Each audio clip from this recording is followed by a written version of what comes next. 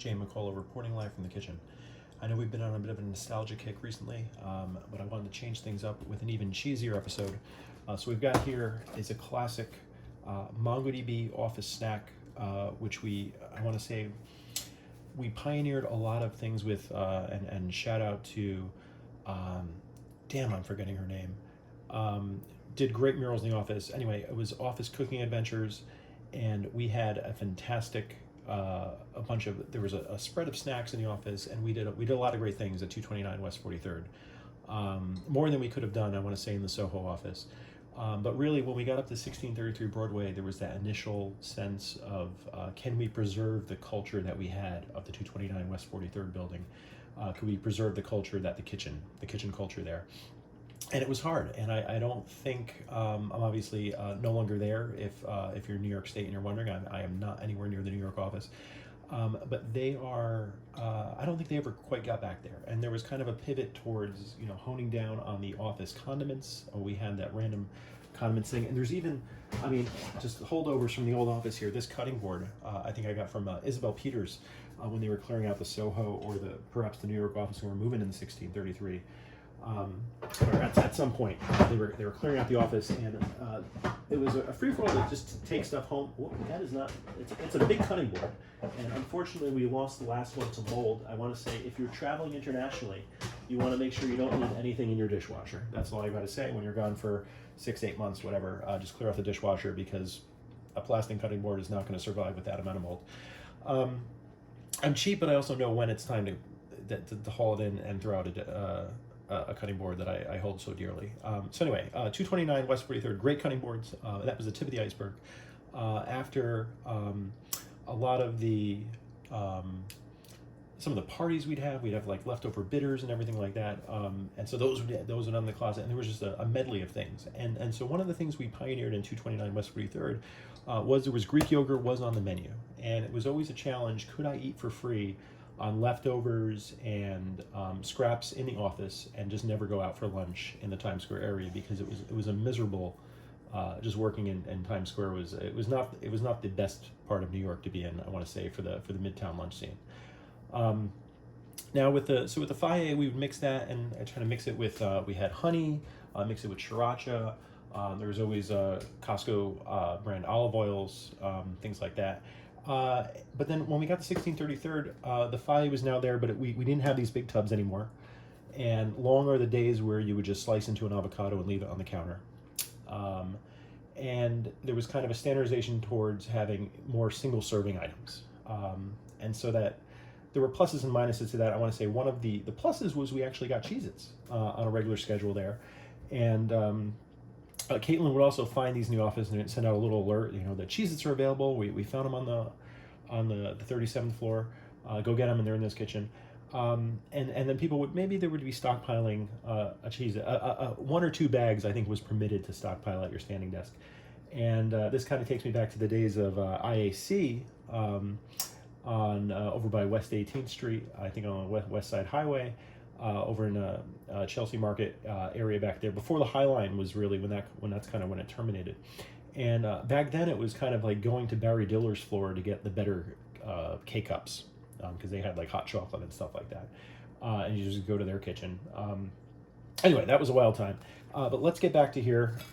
So the Cheez-Its and there's a lot of ways I could have gone with this. I could have mixed in some sriracha, but here just the regular Cheez-It. I was in the grocery store earlier. Not today, but yesterday. I'm contemplating this. I'm thinking I love Cheez-Its with sour cream. That's great. And I thought about the extra toasty, but I really wanted to go for I was set on this. Once I saw this, I went back. I put the sour cream back, actually. And I was actually going to get faye sour cream, which you tried originally at Aunt Michelle's house to make a sour cream and onion dip. I know faye as the brand of, some people would probably say Phage or Foggy.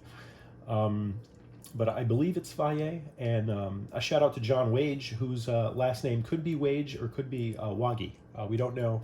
He's cooking up a pig right now, and we'll link off to that in the comments if you're in the Nashville area. One day we'll get down there, but this is not the year for it. So with the faye, I just wanted to keep it classic with the faye, and you got to get the full fat here, folks. If you're going in, this isn't the time to skimp on the 0%.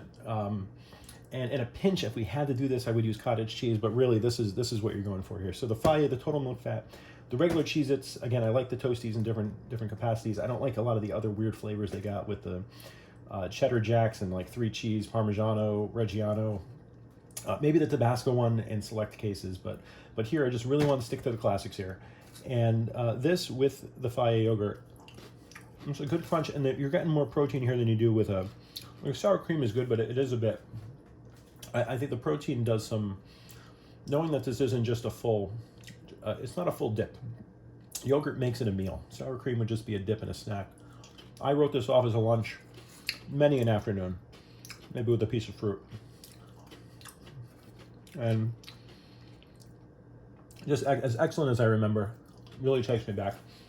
Speaking of, for $1,000, you can hire Los Tacos #1 to bring their donkey cart to your office and sell their excellent breakfast. They do great tacos, but their breakfast burritos, fantastic stuff there. There were a number of months where I was convinced myself, because I did not translate everything, that the machaca burrito was vegan. Maybe not vegan, because it had cheese in it maybe, but it's actually shredded beef. I was convinced it was some kind of like excellent mushroom. I was just very impressed with that. I was like, this is the healthy choice. And granted, it was more healthier than the chorizo. They're both excellent.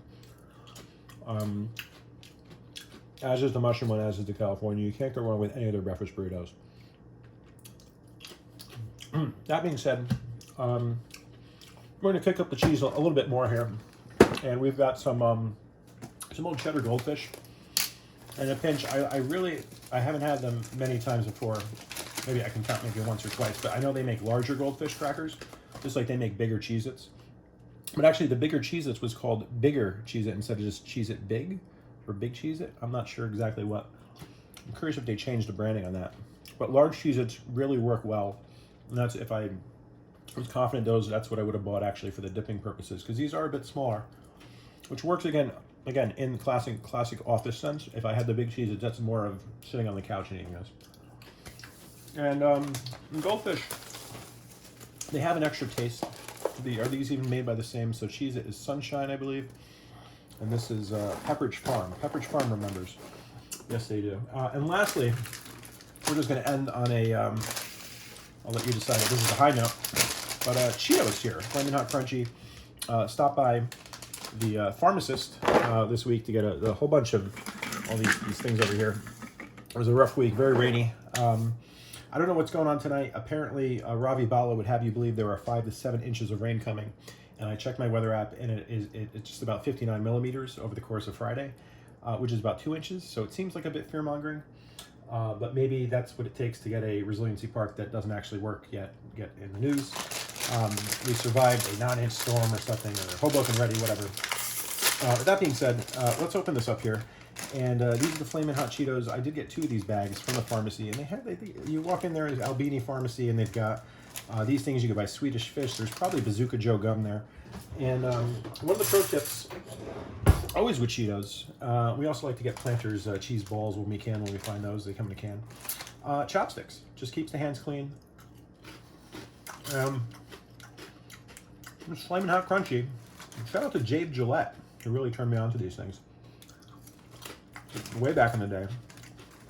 800 Garden. These are just delicious. And really looking forward to Dan Munt's wedding next week.